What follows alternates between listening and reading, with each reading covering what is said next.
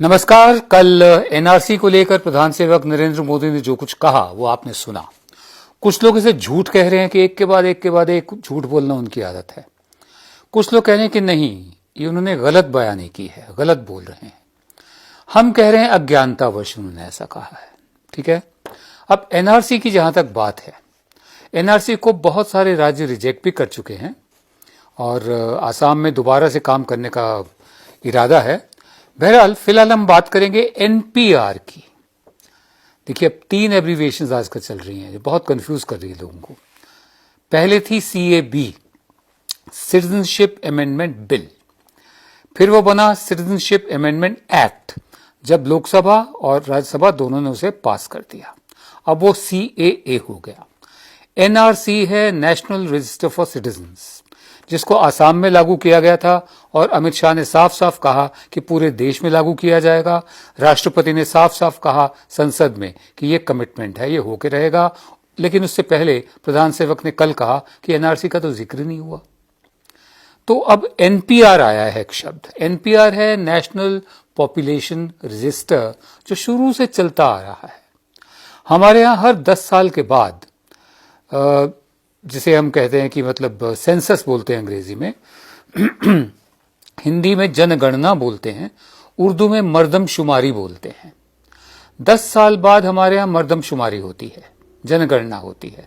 तो उसके लिए जो डेटा इकट्ठा किया जाता है वो नेशनल पॉपुलेशन रजिस्टर कहलाता है। उस पर कभी किसी को कोई एतराज नहीं रहा।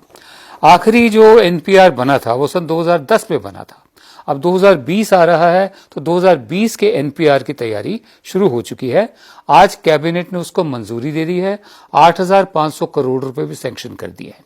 लेकिन, और ये बहुत बड़ा लेकिन है, इस एनपीआर को किस तरह से इस्तेमाल किया जा रहा है। क्योंकि प्रधान सेवक ने कह दिया कि एनआरसी पर कोई बात ही नहीं हुई, कोई चर्चा नहीं हुई। 2014 से मेरी सरकार है, एक दफे भी बात नहीं हुई। यह बात हो रही है कि अमित शाह और राष्ट्रपति ने कुछ और कहा। तो जैसे कहते हैं ना कि कान ऐसे पकड़े या ऐसे पकड़े। अब उसी एनआरसी को एनपीआर के जरिए लाने की कोशिश हो रही है, एनपीआर के चोर दरवाजे से। अब मैं आपको बताता हूं वो कैसे। इंडियन एक्सप्रेस की जो खबर है, हाँ पहले मैं आपको बताता हूं कि एनपीआर की जो परिभाषा है वो होम मिनिस्ट्री की, वो क्या है। एनपीआर की परिभाषा है नेशनल, ये जो एनपीआर है उसकी जो परिभाषा है नेशनल पॉपुलेशन रजिस्टर की, NPR is a list of usual residents of the country. अब यूजुअल रेजिडेंट्स कौन से होते हैं और अनयूजुअल रेजिडेंट्स कौन से होते हैं, खैर होम मिनिस्ट्री को ऐसी ही अंग्रेजी आती है, लिहाजा उन्होंने usual residents of the country माने। हम चलिए सामान्य मान लेते हैं कि उनकी जो मंशा थी वो ये कहने की थी कि जो सामान्य नागरिक हैं इस देश के, एनपीआर उनका रजिस्टर है। ठीक है, जो रहा है शुरू से। ठीक है। A usual resident is one who has been residing in a local area for at least last 6 months or intends to stay in a particular location for the next 6 months. एक सामान्य नागरिक वो है जो किसी खास जगह पे, खास स्थान पे पिछले 6 महीने से रह रहा है और कम से कम आने वाले 6 महीने रहने का इरादा रखता है। ठीक है। एनपीआर जो है ये एक सिटीजनशिप एन्यूमरेशन ड्राइव, ये नागरिकों को गिनती करने का उस ढंग का नहीं है तरीका जैसे एनआरसी है। ठीक है, क्योंकि इसमें वो विदेशी लोग भी शामिल होंगे जो कहीं 6 महीने से रह रहे हैं और 6 महीना और रहने की मंशा रखते हैं।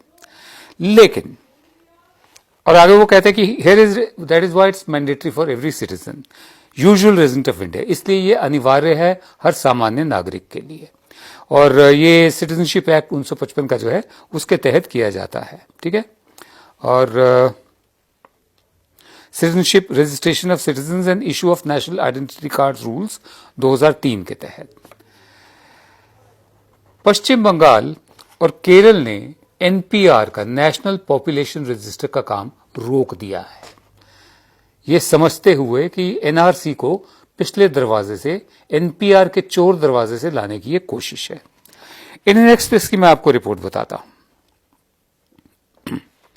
इंडियन एक्सप्रेस की रिपोर्ट के मुताबिक ये जो एनपीआर एक्सरसाइज जिसको आज मंजूरी दी है सरकार ने, इसमें जरूरत ये होगी कि लोगों को date and place of birth of parents बताना पड़ेगा, अपने माँ बाप की डेट ऑफ बर्थ बतानी पड़ेगी, उनका जन्म कहाँ हुआ था वो बताना पड़ेगा, साबित करना पड़ेगा, ठीक है, वो बताना पड़ेगा, जो पहले के एनपीआर में कभी नहीं रहा और जो एनआरसी में था, एनआरसी में है, ठीक है।